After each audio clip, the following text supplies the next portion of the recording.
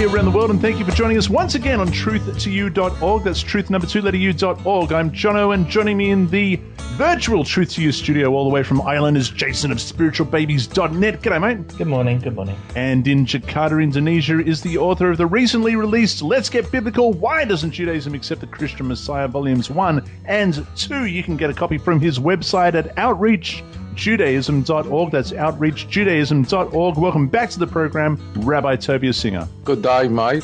Good day, mate. Oh, see, a little bit of practice makes all the difference, doesn't it? I think that would have gone over. I think I could have swung that over in Oz. I think that was pretty close. That was pretty close.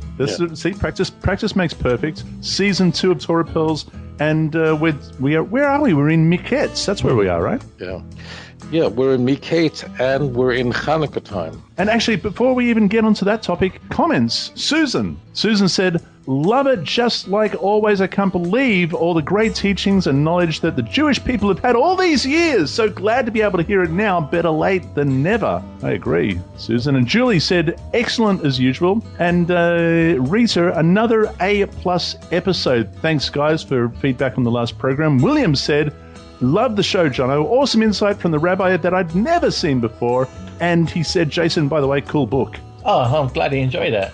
He probably enjoyed it a few times. I bet he's read it a few times since last week. That was Paul Quoting Jesus, a book that you can find on Amazon from Jason's Spiritual Babies. And that's right, Hanukkah. Go on, give us a quick Hanukkah spiel, Tovia. Well, Hanukkah is not an accident that the festival of Hanukkah, which is one of the most popular festivals on the Jewish calendar, comes out precisely when we're reading these portions of Joseph and his brothers. Hanukkah is that festival that has no book. Every other festival that we have has a book. You can go to the book. If you want to read it, know about what happened to Purim, you can open up a book in the Bible, and that's the book of Esther. If you want to learn about the three major holidays, the Moadim, Passover, Sukkot, Shavuot, Sukkot, you certainly can open up the Bible. Hanukkah remains the only holiday that is of rabbinic origin.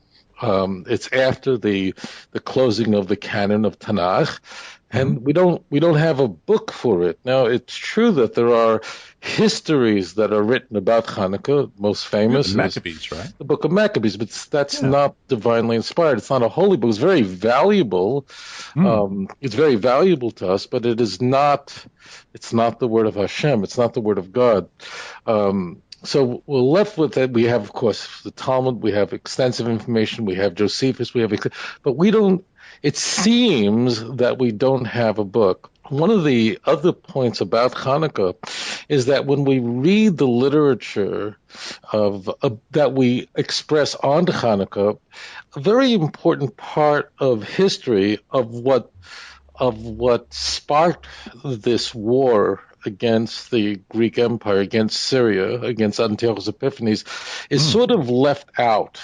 And that's also the case when the Jews go to war against Rome in 66. What most people are not aware of is how did the Maccabees come to go to war against Antiochus Epiphanes.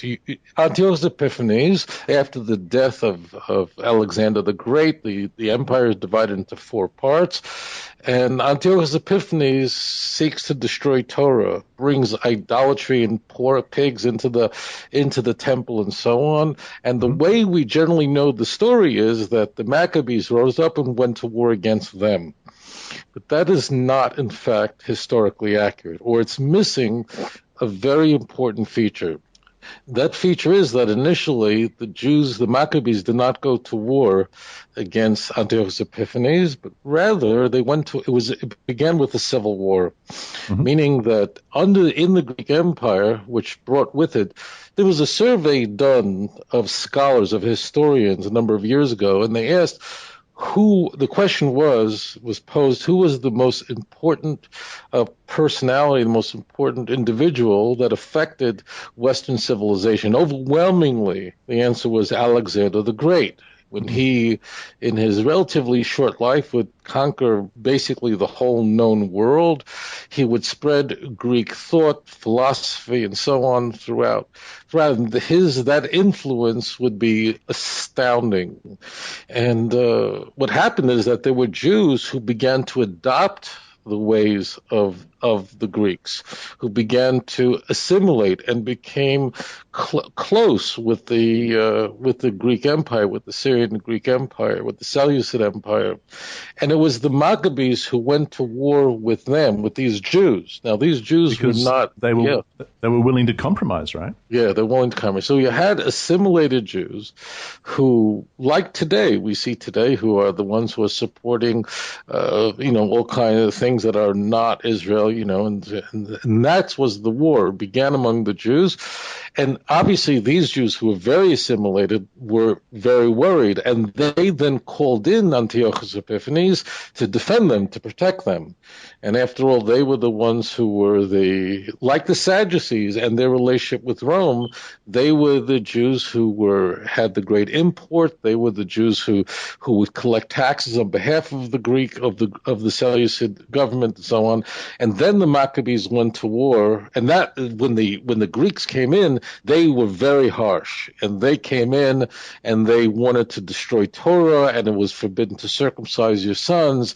It was forbidden to study Torah, and then all hell breaks loose, and then heaven breaks loose, and the Maccabees are successful. But this civil war element seems to be missing from our literature. If you read the prayers that we say on Hanukkah, it isn't there. You won't find it. You will find it in the works of history. It's very clear. It's an identical event occurs in 66.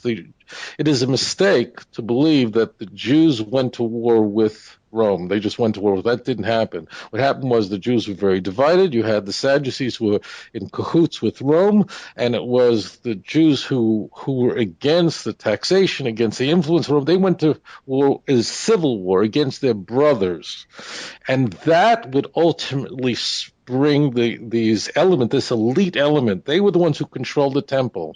They controlled the money. When Rome wanted to collect money, they didn't send Romans. They sent these Jews who were close to the temple. That's where the money was kept in the temple. To this day, the architecture of a bank is that of a temple. There's a reason for that, because in the ancient world, when you wanted to keep money somewhere that people were unlikely to break into, they kept it in the temple. That's where it was kept, and so you can imagine when the Jews who were in cahoots with Rome, it's the civil war that ultimately sparks the Rome. They call in Rome, and then the war breaks out in Rome.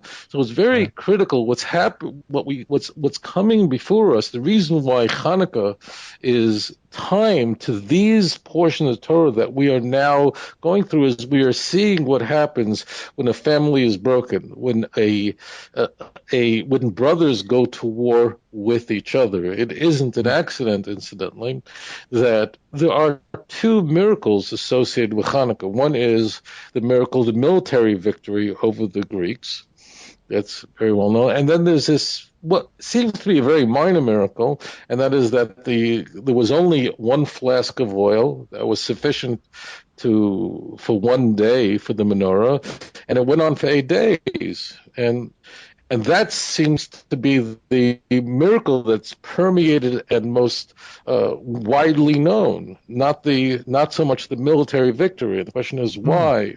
So this is an important point. So first, what we're seeing is in some ways these passages here, when we're dealing with a war between brothers, Joseph and his brothers, and the consequences of that civil war,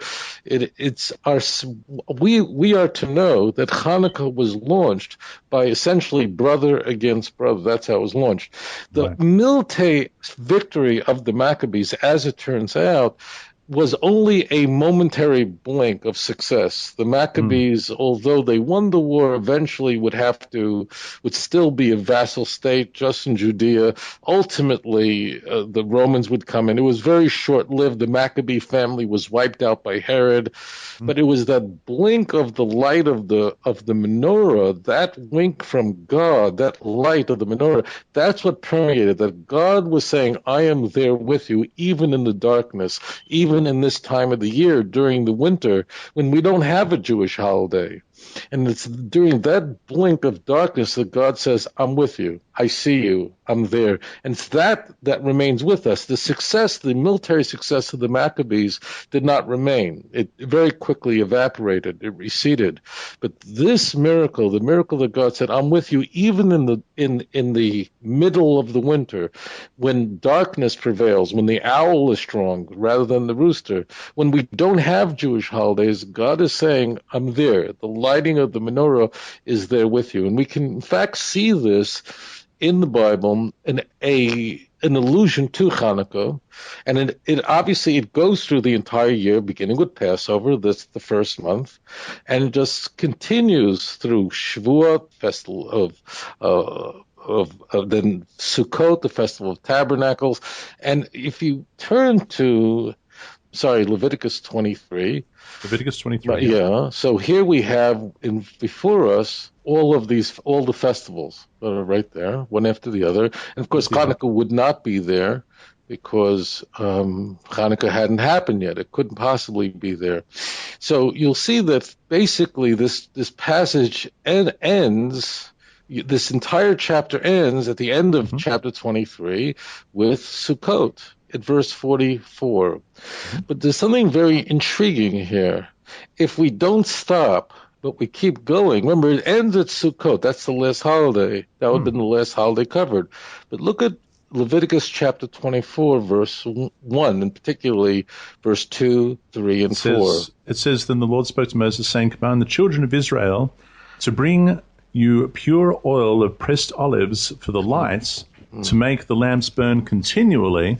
Outside the veil of the temple, in the tabernacle of meeting, Aaron will be in charge of it from evening until morning before the Lord continually. It shall be a statute forever in your generation. He shall be in charge of the lamps on the pure gold lampstand before the Lord continually. So bang, there it is. That means what we have there, seemingly out of nowhere, is immediately following, look at verse 42 of the previous chapter of Sukkot, that would end in the fall, bang, we're suddenly told about the tabernacle, that you're to have the flame. And if you look carefully, there's an anomaly in this passage where if you look at the end of verse 2, lahalos ner tameh, that you should have a continual lamp that will continue.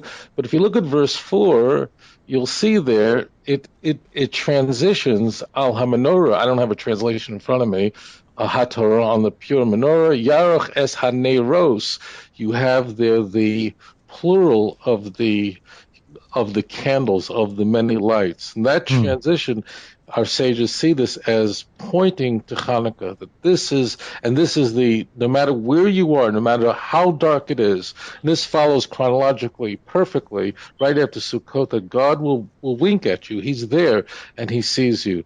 But do understand, coming back to our case of Miketz, we're looking at Miketz and we bear in mind the sorrows, the aggravation, the misery, the difficulty, and the challenges that our forefathers endured because of brotherly hatred. It could be that there could be many ways to deal with our brethren who are moving in the wrong direction. I could, if I wanted to, someone can go and blow up a Jews for Jesus building. God forbid, we would never do something like that. So should we go to war against Jews who have adopted Christianity? Or should we use a different approach, one that's longer lasting, and that is light the candle of the menorah. Those are the two approaches. And clearly, the way we celebrate Hanukkah is coming down on one of those sides. And that side is, don't do what Joseph and his brothers did. The military approach will have a momentary advantage, but in the long run actually will recede.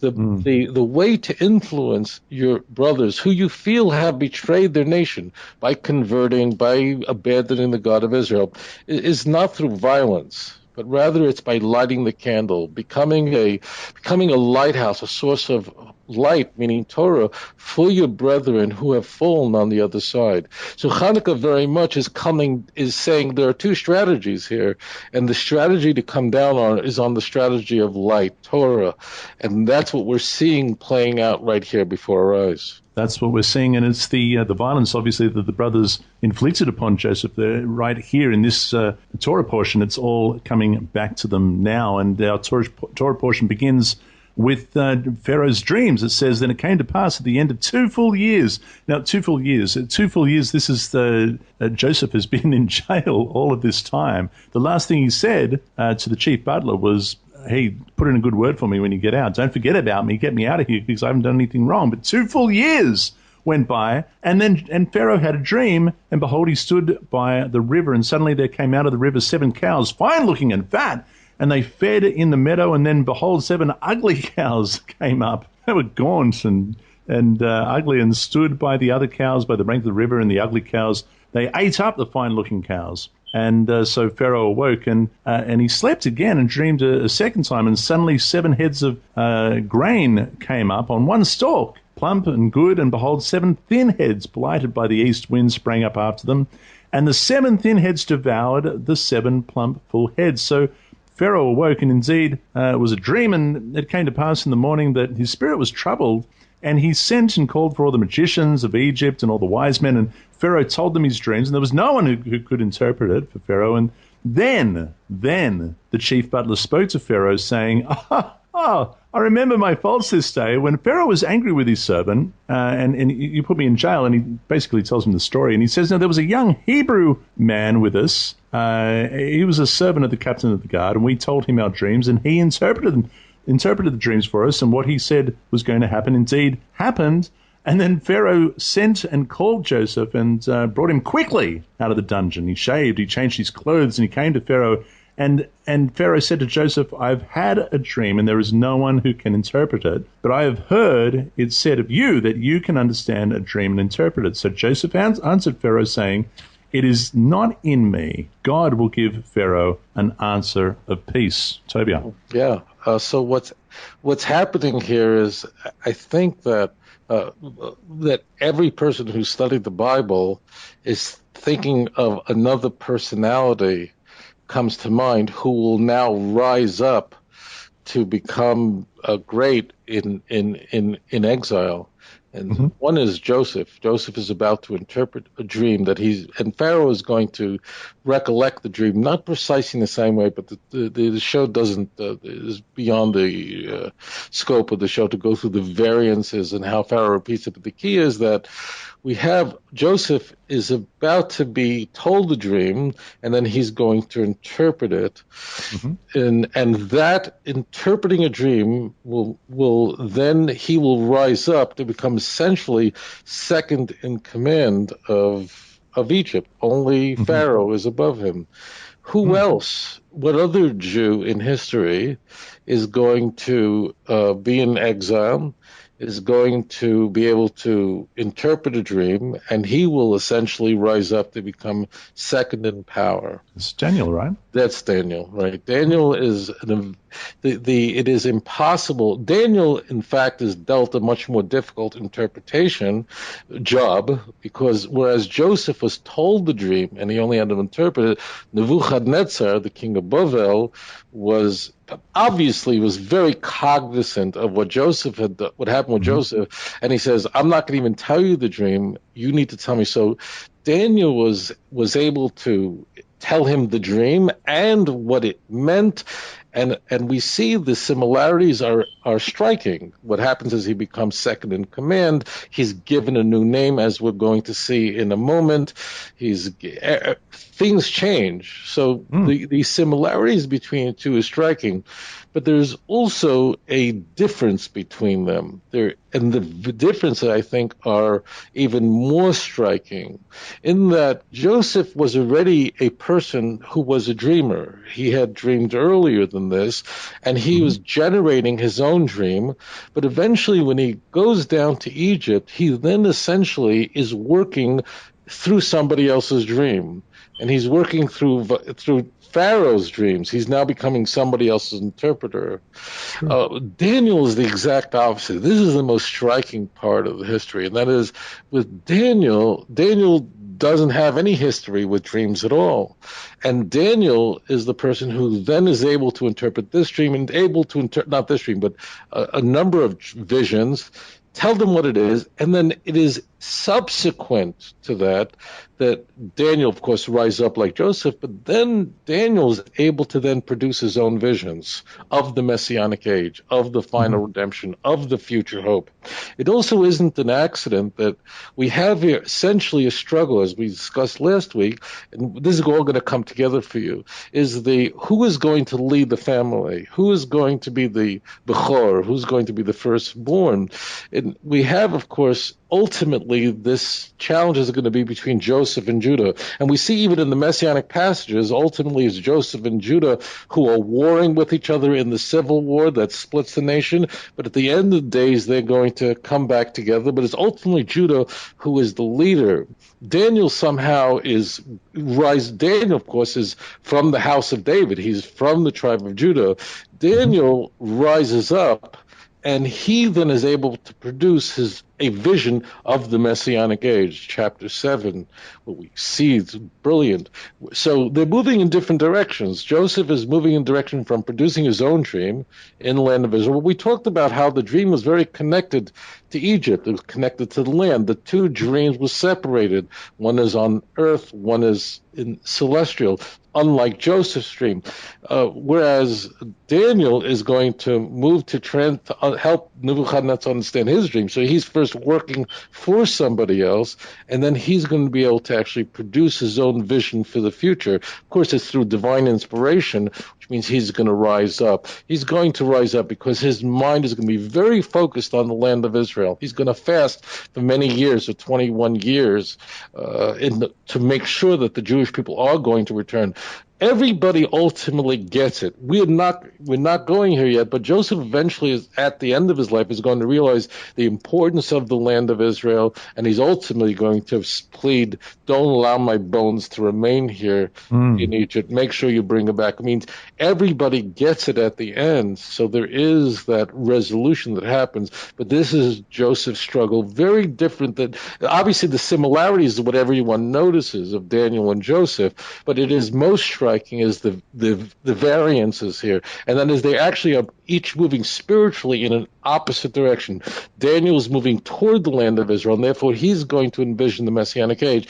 It's Joseph who's actually working for Pharaoh and interpreting Pharaoh's dream, and that is what's fascinating, what's holding for us. And it is in fact Joseph and Judah who together, look at the book of Avadia, who together will defeat Edom, the enemy of God. So everyone comes together. So it's a very curious thing, dreams. I think it says, it might be in the book of Job, I think that one dreams out of the busyness of the day. But we see such emphasis, as you just pointed out, in dreams. And sometimes we dream and we wake up, we can't remember the dream. We know that it was, we were really into it when we were asleep, but it's gone, seconds after we've woken up. Other times we dream and we can remember incredible detail because it was so vivid to us. But that doesn't mean, Tovia, does it mean that each and every of our dreams has some sort of spiritual significance or some sort of message attached? Not necessarily. You're right. If you go to Job chapter 20, you see over there that that a dream could be something that could fly away in a morphic way. For Daniel, it was a divine inspiration. The dream was attached to a vision that he saw that the angel was revealing to him, so it was very strong. For Joseph, when he was having dreams, he sensed that there was something very valuable here, because it was connected not to his own personal feelings, but he felt that he had what it took to lead the brothers, to lead the royal family in the proper spiritual direction. Remember, Reuben has failed, and he's going to fail again. We're going to see, even though Reuben is the firstborn son of Jacob, we've seen that Reuben has his heart in the right place. But one of the things the text points out again and again is he fails. He's not able to carry it forward. Everyone means well, we pointed out. Everyone is looking at this from a different perspective. Everyone means well, but the question is, who will emerge at the end of the book of Genesis? And we'll get to that in a few weeks from now. Who will emerge as the leader, the spiritual leader of this family? Will it be Reuben? Well, we're seeing it now. We'll see in a moment, very shortly, Reuben is going to be giving advice to his father. It's not going to be good advice, but he means well, but it's bad advice.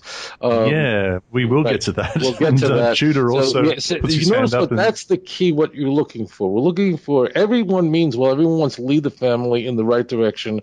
And ultimately, one will emerge. One tribe will emerge as having what it takes to spiritually lead the family. That's it. Jason, in the land of banshees and Guinness beer and leprechauns, you must have had some pretty wild dreams. Every night we get wild dreams. We all do have dreams, and I'm sure that Pharaoh had a ton of weird dreams. But did he freak out after he woke up every morning? When we see Joseph have his original dream, that dream happened one time, but he had two dreams that portrayed kind of the same message. And Pharaoh does the same. Pharaoh has two dreams that kind of have the same message, and that for him must have struck a chord and made him realize the significance of what had happened, and that it was some sort of message. I don't know how many of us have maybe 2 or 3 nightmares in the night, but they're all kind of the same theme, but with different actors. I can't remember. Yeah, that's it. I can't remember that happening to me. I just want to bullet point some of this stuff very quickly.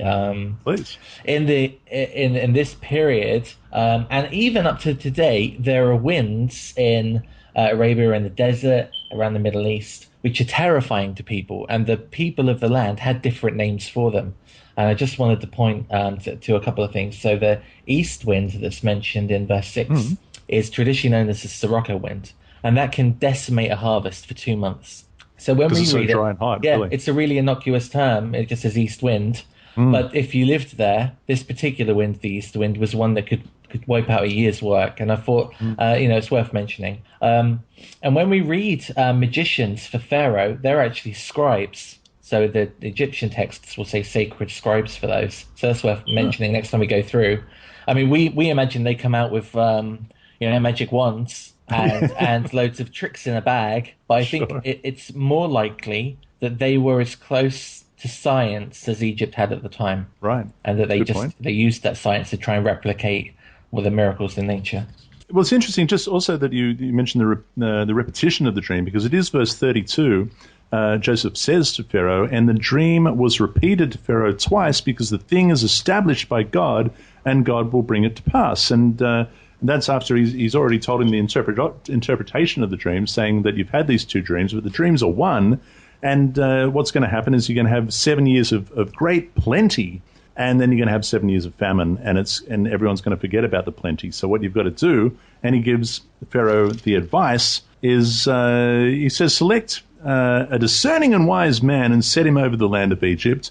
Let Pharaoh do this, and let him appoint officers over the land to collect 1/5 of the produce of the land of Egypt in 7 plentiful years. Let them gather all the food of those good years that are coming, and store up the grain under the authority of Pharaoh, and let them keep food in the cities. Then that food shall be as a reserve for the land in the years of famine, the 7 years of famine, which shall be in the land of Egypt, that the land may not perish during the famine. And so the advice was good in the eyes of Pharaoh and in the eyes of all his servants. And Pharaoh said to his servants, can we find such a one as this, a man in whom is the Spirit of God. Tovia, a man in whom is the Spirit of God. Right. And now we have one of the greatest conundrums, questions about the Torah, about what's happening here. And one of the most difficult, puzzling issues to work out is at this moment, Joseph, we're obviously seeing that his dreams are being fulfilled. Everything now is being set up. He's now will be lifted up to be second in command. And in fact, his brothers are going to come and bow before him ultimately. His father will say his dreams are going to play out.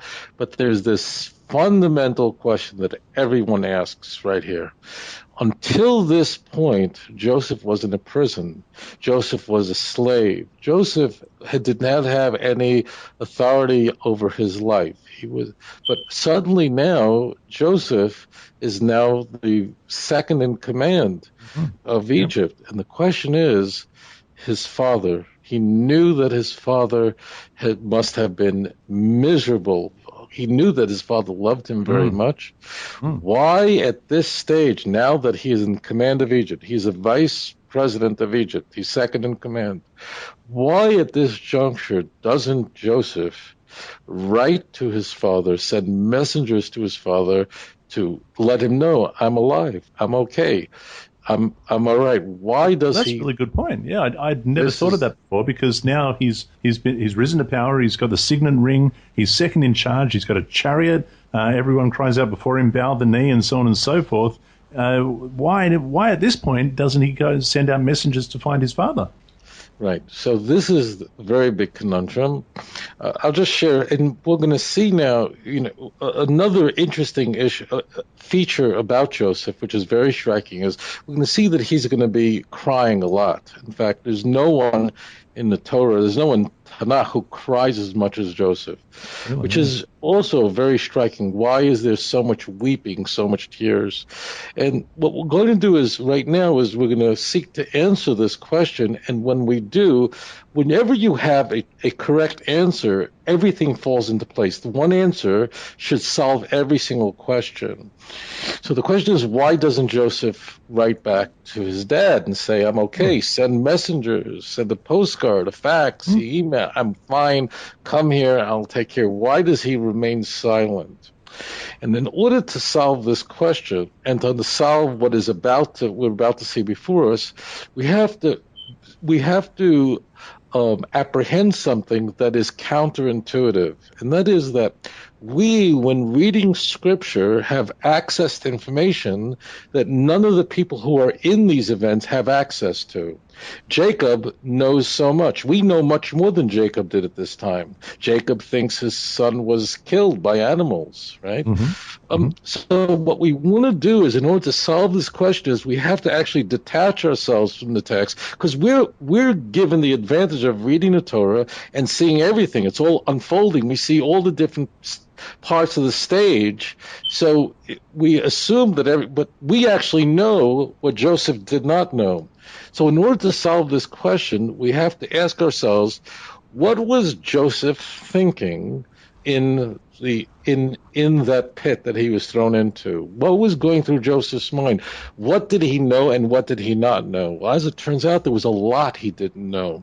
Let's go back, and then we'll see where Joseph's mind is, and that will help us understand what's about to follow. Joseph had two dreams. The first dream only dealt with his brothers, and that was the dream that all the storks would bow to him. That was just involved with his brothers. His last conversation with his father was where he said, not only are my brothers going to bow to me, but in fact the sun and the moon. And the last thing that happened was something that was completely out of character. Until that moment, Joseph was Jacob's favorite. Joseph could do no wrong. Joseph had given him every special coat and everything. At that moment, Jacob just tears into him completely. Do you really think snapped at him, didn't he? He snapped at him. That's the last moment. That's at the very last moment he snaps at him. So he has now lost favor with his father. He obviously has no idea. This is clear. Joseph is clueless about that what he is doing by telling over these dreams to his brothers, what was in fact creating an enormous amount of animosity. Joseph, therefore, the father Jacob says to him, go down to find your brothers. And he says, go down to Shechem. Now, and Joseph responds, Hineni, here I am. I'm ready to do it. Now, Hineni is very striking because that word very much is reminiscent of when Abraham is told to do. He just says, I'm going to do it. And he runs down. What happens when he goes down to Shechem, he's actually told by a man. It seems to be a vestigial passage. He's told by this man to go somewhere else. And his brothers then take him and then seek to kill him. So up until that moment, Joseph has no clue how much he's hated, and he's thrown into the pit. Now, at that moment he's in the pit, that's a complete paradigm shift for Joseph. And now what was unknown to him, what he was, one might say, was naive about, but was unknown to him, that is the visceral hatred that his brothers had for him, now was real. They wanted to kill him. Not, what does my dad think? Well, my dad may want to eliminate me too. He realized that I am not the material for the royal nation. In fact, it's strange that he must have asked himself the question, why did my father send me to Shechem? Now, why is this interesting? There's nothing actually in the Torah. Why do we have that thing, goes to Shechem, and the angel told the man, meets him, says, go there. Well, Shechem, as we know, would have been a place you would send someone alone if you were a child of Jacob, if you wanted to get him killed. Why? Because Shechem is exactly the place where people were very angry, because that's where Dinah was raped, and that's the place that Jacob feared would in fact come and kill him. So Joseph now is in the pit. And remember, it's the Midianites, travelers, are going to take him out. So he has no idea what his father. Why didn't his father come down to Egypt to find him, to rescue him all these years? And so what he's thinking in his mind is, in fact, in the past generations, Abraham, in fact, had Isaac and Ishmael, but ultimately Ishmael was sent away and was taken out of the family, was rejected from the family. And we'll see the same in my father, and there was Esav, and Esav was thrown out of the family, and now I have been thrown out of the family. So hang on, let me get this straight. Are you suggesting that in Joseph's mind it may be that he believes he was set up by his father to go and meet his peril at the hand of his brothers? We're going to see in a moment this is precisely what he feels. That in fact what's happening is, we're going to see by the names he gives to his sons, this is exactly what's going through his mind, that his misery is back home and God is doing things for him in Egypt so he doesn't feel the pain of the memories. And this goes to the crying, right? We're going to see that's going to, so this is going to, why do adults cry? Children cry because they don't really know how to communicate. But when we as adults cry, what does crying really happen? Rav Soloveitchik of blessed memory discusses that crying for an adult means that feelings of the memories of the past are sort of repressed, and then at a moment they are triggered. We think of pain, of a breakup of family, an old.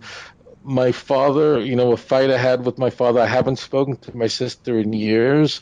And when that residual feeling that has been repressed, those memories come up, it causes intense crying for adults. That's what triggers it. This is what's going to happen. We're going to see that he's going to see not only his children as helping him forget the pain. We're going to see that in a moment. But we're going to see Pharaoh is, in fact, taking the place of his father. If you'll notice that his father, what was the last thing his father did? The last thing his father did was reject his interpretation of his dream, reject his dream, and reject the interpretation of his dream. What is Pharaoh going to do? He's going to say, I like your interpretation of the dream. Very good, true. I'm embracing you. Not only that, what else will happen? I'm going to give you new clothing. And he does. He gives him royal clothing. What else is he going to do? He's going to name him. That's something a father would do. So Pharaoh is taking him in. And again, in Joseph's mind, he doesn't know. He couldn't possibly have had the information that his coat was brought to Jacob bloodied. He thinks, my father has given up on me because so what happens is Pharaoh gives him a wife. Well, that's something a dad would do. So on every single level, Pharaoh is sort of coming in now and saying, you can govern, meaning you have that kind of wisdom to lead Mitzrayim, Egypt. My father rejected my ability to be a leader because he said that he got so angry. My father sent me down to Shechem looking for my brothers. Well, why would he send me to such a dangerous place? That would be like sending someone to Jenin, where a Jew. So everything to him is pointing to but the pain is there. The pain lingers there. And this is what Joseph is. And he's going to name his children these very odd names. Let's talk about those names. Before we get to those, to the names of his sons, it says that Pharaoh called Joseph Zapnat Paneah. Is that right? Zapnat Paneah. What does that mean? Do we have an understanding of what that might mean? Yeah, so Pharaoh saw that Joseph was unique, and here he's assigned a name, by the way, just like Daniel signed a name, that is essentially commensurate with his new position. And so there's a number of explanations of what precisely this means, but the name would be like someone who's able to interpret that was hidden. So Farish Hatzifunos, that someone who was able to bring to light something that would otherwise be difficult to see. Pharaoh also gave him a wife, as you said, Asenat. Apparently means the belonging to the goddess Ni, which is interesting. And remember that Yosef and Daniel have names that deal directly with the God of Israel. Pharaoh and Nebuchadnezzar are going to assign names that are going to be barren of God's name. Bear in mind something that I pointed out earlier, and that is our sages tell us that Potiphar's wife, who was trying to seduce Joseph, also had an inkling that from her, through Joseph, she would be able to produce, through Joseph, she would be able to have a unique family. The mistake was happening is Joseph is now marrying the daughter of Potiphar's wife. If you notice here, because so the priest of On is believed to be the same as the head of the military guard of Pharaoh. They're believed to be one and the same. Is that correct? But look at the name. Asna. Okay, so in that case, then this is the daughter of. Okay, this is where we are. Interesting, and so that's that now. By her, he has two sons, and he gives them, as you were pointing out, significant names. Joseph called the name of the firstborn Manasseh, for God has made me forget all my toil and all my father's house. And the name of the second he called Ephraim, for God has caused me to be fruitful in the land of my affliction. Of my anguish, right? So these two sons are going to be sons who are essentially going to help him cope with the pain of his father's house, the anguish that he has of being rejected. Now he's building a new family, and therefore the pain of the past can now recede. But of course, we're not really successful when we try to forget about family members. Family, after all, is family, and therefore this will not be successful. And we're going to see that through Joseph's tears. We're going to come to that, but Joseph is constantly going to, when he sees his brothers, certainly when he hears all this, he constantly has to run out of the room, and he's crying. He doesn't want to strain himself. Yeah, that's what's emotion that follows. Yeah, Jason. I just wanted to jump back to the name. So I had a little look, and Egyptologists have Joseph's new name down as Food Man of the Life or Chief Steward. Really? Okay. So the first part is split into two. The Paniah bit is a separate word, so they have him down as Food Man, and then the Paniah thing is of the life, which may mean Nile. And here in Ireland, our main river that runs through is called the Liffey, and that in the Gaelic is life. And in many ancient towns throughout Europe, you'll find that the key, when you go back to the kind of the old language that the people would have spoke, the key river that brought in water to the fields and that allowed trade is nearly always life in its original context. So it's possible he was food man of the Nile. Because there are a lot of Egyptian words that pop up in the Hebrew of this Torah portion that have been kind of adopted. So that's worth a study on its own. But that was interesting. So I'm just looking at the study notes on that particular verse, and at least in the New King James Study Bible, it says that the name probably means the God speaks and lives. So there's a few different interpretations of that. But in any case, we seem to be much more certain about the definition because it has it here in chapter 41, verse 51 and 52 of the names of his sons. And it goes on to say that there was the famine. People began to cry out to Pharaoh. Pharaoh said, go and speak to Joseph. And whatever he says, just do that. And so everyone did. Joseph opened all the storehouses and sold to the Egyptians. And so the famine became very severe in the land. So all countries came to Joseph in Egypt to buy grain because the famine was severe in all the lands. Here we are in chapter 42. And it is that Jacob, we're back with Jacob, back at the farm. When Jacob saw that there was grain in Egypt, Jacob said to his sons, why do you look at one another? As if to say, what are you guys doing? Can you go and get us something to eat?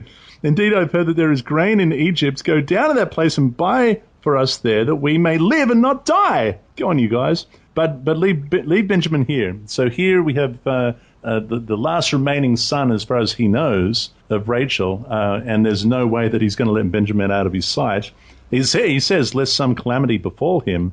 And so off they go. And the brothers, it says Joseph was now governor over all the land, and it was he who sold it to all the people of the land. And Joseph's brothers came and bowed down before him with their faces to the earth. And Joseph saw his brothers and recognized them, but he acted as a stranger to them and spoke roughly to them.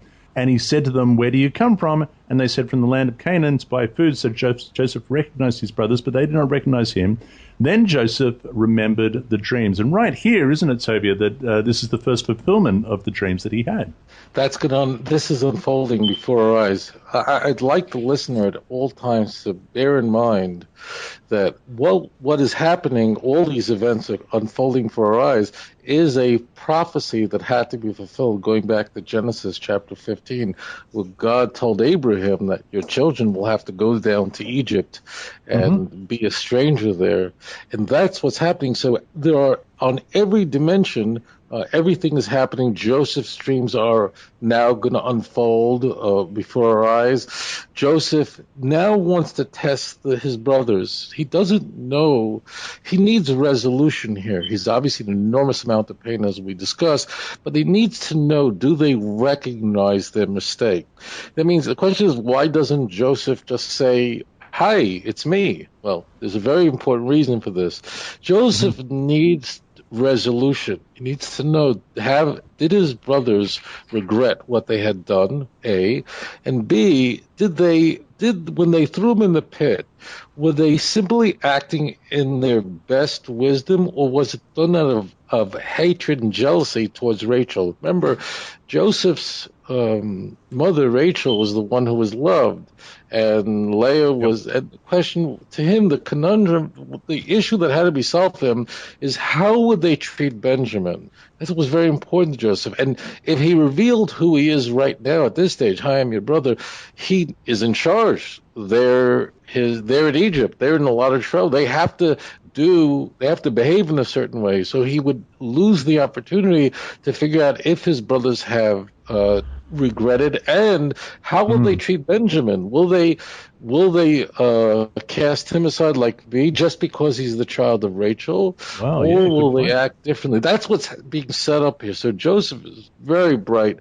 He's setting this up, but he doesn't let them know, because if they catch on, then for him to solve the answer the question, they have to be in a position of free will. He's using an interpreter, but he really doesn't need one because he wants to overhear the conversation. No, so he gets to be the fly on the wall, right? He gets to be the fly on the wall because he can understand the Hebrew, he understands that conversation, he interrogates them, he accuses them of being spies, he finds out all that he can, and then here we are in those verses that you brought up last week, where the brothers say to each other, we are truly guilty concerning our brother, for we saw the anguish of his soul when he pleaded with us, and we would not hear. Therefore, this distress has come upon us. And Reuben answered them, saying, Did I not speak to you, saying, do not sin against the boy? And you would not listen. Therefore, behold, his blood is now required of us. But they did not know that Joseph understood them, for he spoke to them through an interpreter, and he turned himself away from them and wept, and he turned to them again and talked with them.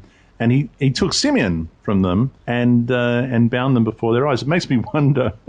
It makes me wonder if they drew lots, to choose, or if they just chose the one that was least popular, and it was Simeon. So you notice when he starts crying, is as soon as he now has new information, which he's never had. I mean, remember what we're going to do is what we talked about earlier. Why didn't Joseph write home? Why did he essentially write off his family? We know that this interpretation is correct because of the names he gave his children. That's how we could be sure that, in fact, he's trying to forget it. When he overhears that his brothers are truly his brothers and they regret it and they're in pain, and he's a fly on the wall, as you said, there was an interpreter there who's clearly not there now. So these brothers are speaking extemporaneously, unguarded, and are not trying to impress anyone. That's what's very critical here. They're talking among themselves in the presence of Joseph, not knowing who Joseph is, but also believing that Joseph could not understand what they're saying. That means that what's set up here is Joseph is able to listen in, to eavesdrop on their conversation, and to know where their heart really is. And that, when he hears that, notice what happens. Then the crying starts. Well, here we're introduced to the crying, because now the whole story, what we know, which we take for granted, Joseph didn't know, now is starting to come at him, and the crying and starts to well up. But he's going to continue to test them. And so he fills their sacks with grain. He put every man's money back in there that they brought down to buy the grain, and send them on their way, minus Simeon, of course. And, when they were on their way home, they opened up the sacks and they saw the money was there. They freaked out, and they said, what is this that God has done to us? Because they believe, I suppose, that God is, bringing it back upon them now. And they went and told Jacob, their father, and they told him the whole story and said, listen, this guy, he wants us to come back and prove who we are, and we have to bring Benjamin with us. Jason, what's going through your mind? Just when we get to 34, it's very interesting. They said they've expressed to their father that they have to take Benjamin back, and they are telling Jacob what they're saying that Joseph said to them, and bring your youngest brother into me, and then I shall know that you are not spies, because Joseph's accused them of spying out the nakedness or the defenselessness of the land. So bring your brother to me, your younger brother, and then you can prove that you're not spies, because why would a spy take a kiddie along? So they can prove who they were. And it says that then you shall traffic in the land, but that's not what Joseph said. Joseph said, and then you shall not die, meaning you shan't starve to death in the land. So it's interesting that they I don't know whether they're just trying not to scare their father, and that we kind of messed up, and trying to cushion the blow. Is going to make sure we all die, or whether they're trying to make it sound like, if you let us take him, then we won't just survive, but we'll actually be able to trade. Right. So they're trying to lighten it a bit. Yeah. Jason, so that's the perfect point there. They have to convince their father to let Benjamin go, to let Benjamin go down. If they describe the events with the full force of death and so on, Jacob is thinking to himself, I'm sending my youngest child now to certain death. We have a maniac in Egypt. He's going to kill them. So they're going to, as Jason said, they're going to sort of shave the edges off a little bit in hope that the father might consider it. They certainly, they want to. Water it down.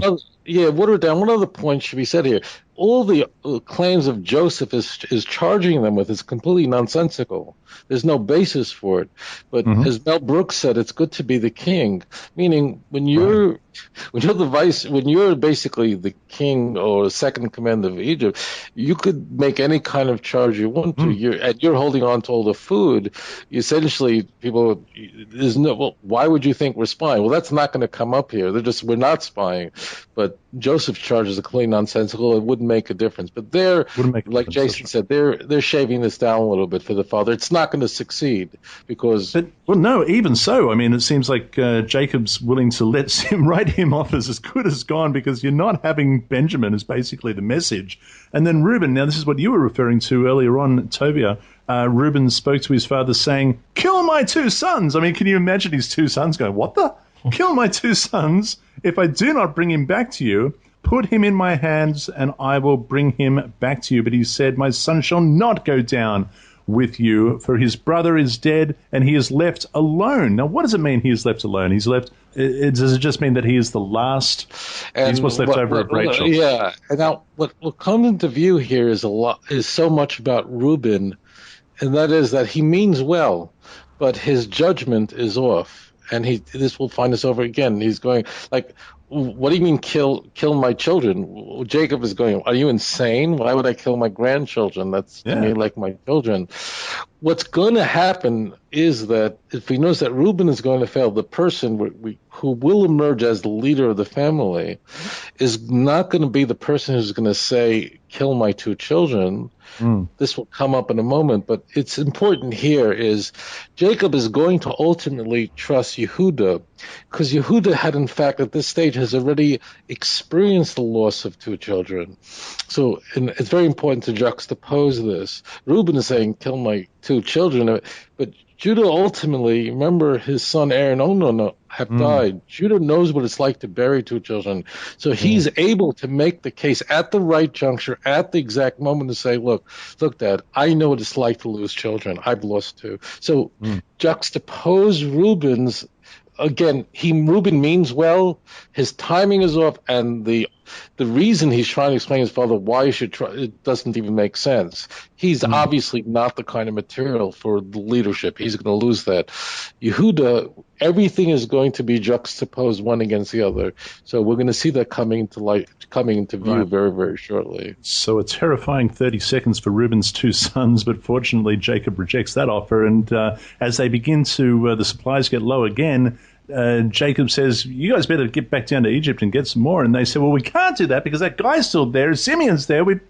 He said we've got to take Benjamin. And it is Judah who says, I myself will be surety for him. From my hand you shall require him. If I do not bring him back to you and set him before you, then let me bear the blame forever, he says. And so eventually Jacob gives in and lets them go. And he says, look, take some, they've got some balm, some honey, spices, myrrh, pistachio nuts, and almonds. Nice.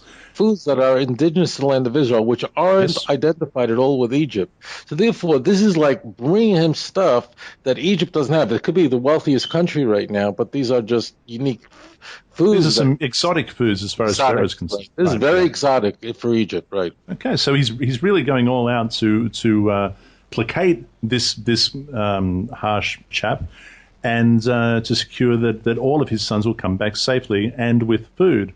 And so off they go. And so the men they arrive. They're there with Benjamin. And Joseph saw Benjamin with them and said to the steward of the house, "Take these men back to my home. Slaughter an animal and make ready, for these men will dine with me at noon." And then the man did as Joseph ordered, and the man brought the men to the house of Joseph. Now these guys are freaking out. They're thinking, "Oh, he's going to enslave us and our donkeys." As they say, and they're really quite concerned, and understandably so. And so they seek to explain themselves in detail. As they say, "Oh, sir, we indeed came down the first time to buy food, but it happened when we came back to our encampment that we opened our sacks, and there each man's money was in the mouth of his sack, and our money in the full." And they explain it all, and he says, "Peace be with you. Do not be afraid. Your God and the God of your father has given you treasure in your sacks. I had your money." And then he brought Simeon out to them. So they're all reunited. So the man brought the men into Joseph's house and gave them water, and they washed their feet. He gave their donkeys feed, and they made ready to eat. And when Joseph came home, they brought him the present which was in their hand in the house. They bowed down before him. There's another very blatant fulfillment of the dreams which he had. And he asked them about their well-being. "Is your father well? The old man of whom you spoke, is he still alive?" he asks. And they answered, "And your servant, our father, is in good health. He is alive." And they bowed their heads down and prostrated themselves again. And then he lifted his eyes and saw his brother Benjamin, his mother's son, is what it says. And he said, "Is this your younger brother of whom you spoke to me?" And he said, "God be gracious to you, my son." Now his heart, and this is what it says, his heart yearned for his brother. And so Joseph made haste and sought somewhere to weep, and he went into his chamber and wept there. Then he washed his face and came out and restrained himself and said, "Serve the bread." Tovia. Yeah. What's happening is he's going to test them. This is critical. There's tremendous resolution. You see how once we understand what was going on in Joseph's mind until this point, and now he's going to test them, see if they're going to stand up and they're going to defend Benjamin. He's he's going to in fact get them completely intoxicated, not for for a very simple reason. That is that our sages tell us that the way you know someone is how they behave when they're drunk. I remember speak freely. Yeah. Yes, Mel Gibson a number of years ago, an actor, the great theologian Mel Gibson, the luminary, the great. Our gift. What would we do without Mel Gibson? I know the Irish are very proud of him, but but Mel Gibson had a few drinks, so he let it all out. The Jews are responsible for the wars and so on. What Joseph is doing here, he's applying the alcohol to get them to speak freely, and they wanted to demonstrate that they had nothing to fear. If you had this secret and you didn't want to be honest, you'd keep the alcohol away from your lips because it would be very hard to be guarded at this moment. So everything now, the stage is set for Joseph to be sure that, in fact, that his entire view of what had occurred. Remember now, see, this is coming full circle. In the pit, everything comes to Joseph in a totally different worldview. Oh, my gosh, my brothers wanted to kill me. My father wanted to dispose of me. That's why he sent me to Shechem. They want nothing to do with me, which means what's happened to me is what happened to Ishmael, what's happened to Esau, and now it's happening to me. Now he has to rethink everything, but he wants to be sure. So he's going to feed them, dine them, and wine them, and see how they're going to deal. This is the big test. How will they deal with my mother's son? Will they risk their lives for it? And that's what's happening right before our eyes now. So I imagine, Jason, that the streets of Ireland are full of people that are very, very frank in their speech. What's on your mind? It's... we do have a lot of pubs. There's probably a pub on every street. Right. But they're full, so the streets are empty, so that's good. Okay. What I really love is, in the passage we've just read, in 29 in particular, is that it seems that the brothers are trying, at least, to protect Benjamin in this. And I get that because that they all come in and Joseph doesn't see Benjamin. But when they bow down, then he sees Benjamin. So I'm assuming that Benjamin's at the back. He's not as tall as his brothers. And so they're sheltering him. And I think that's a really beautiful picture, that when they bow down, then Joseph gets to see Benjamin hidden behind. And that's a really good point. For me, that gives, it adds some credence to they've learned their lesson. They do not want Benjamin to go the way of Joseph. And it's kind of sweet that they're looking after him a little bit better in this passage.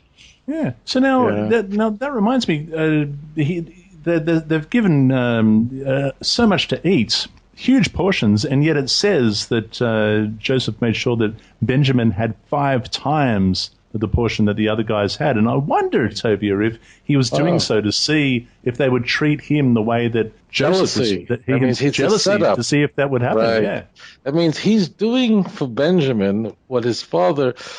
I mean, looking back, he had to blame his father in some way for showing him so much. It means he had to figure out why my brother want to kill me. Well, my father was showing me all his favor. So he's now setting up the test perfectly, the same exact conditions.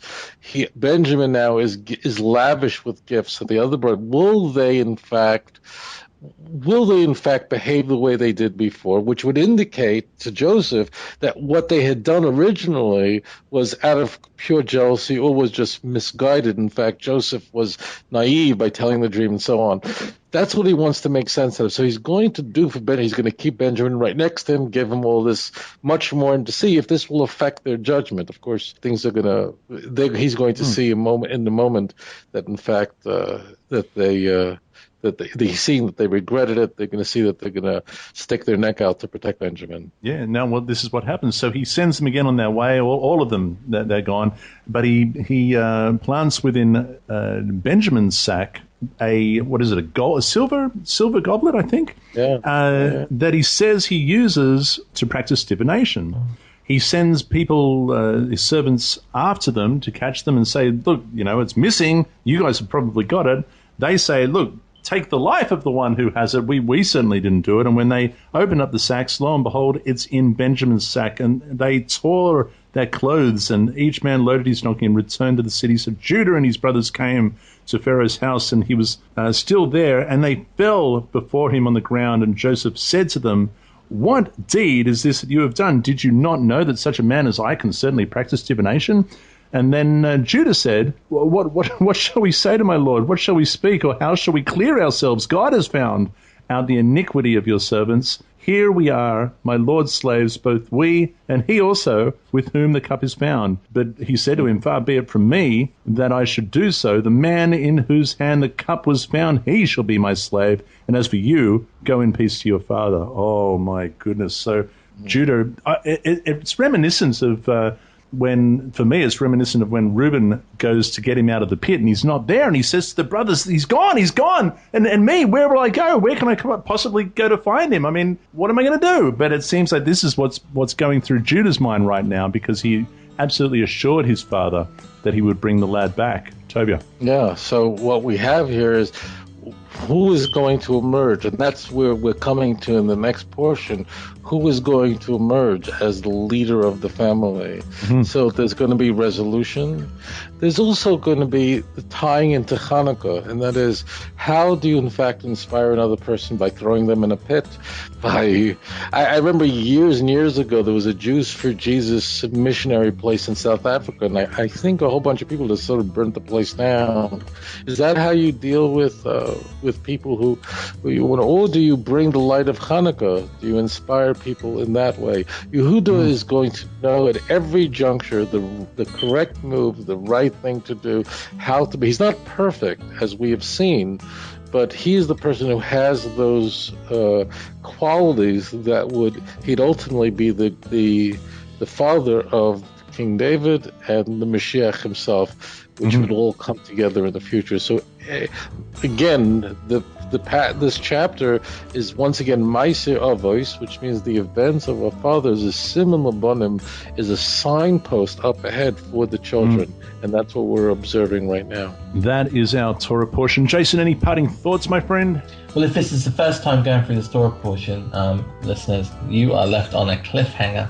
It just leaves you right there. I'm also reminded as well of the kind of the big picture and the little picture. So when we're going through this, we see all this stuff happening to Joseph and his brothers. But this is like this is the whole history of the Jewish people here. It's like a huge thing. Had they not made it to Egypt to get that grain, where would that have left Israel today? That blows my mind. That one trip where they go down to get food from Pharaoh makes all the difference. Yeah, defined everything. So just remember, when you make the smallest of choices, it can have huge consequences. That's so true. That's so true. Next week we are in Vayegash. That is Genesis chapter 44, verse 18 to 47, 27. Thank you, Jason of Spiritualbabies.net, Tovia, singer of OutreachJudaism.org, where you can get a copy of Let's Get Biblical. Why doesn't Judaism accept the Christian Messiah? Volumes 1 and 2. Well worth getting. I highly recommend it. And until next week, dear listeners, be blessed and be set apart by the truth of our Father's Word. Shalom.